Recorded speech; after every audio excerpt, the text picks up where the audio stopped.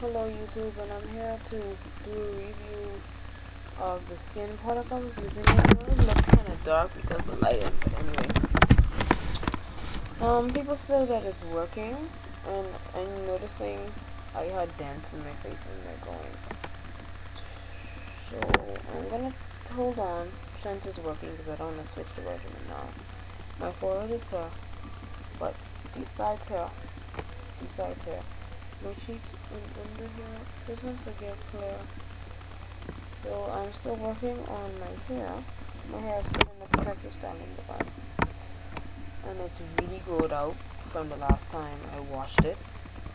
Really good and I'm happy. My skin is looking nice.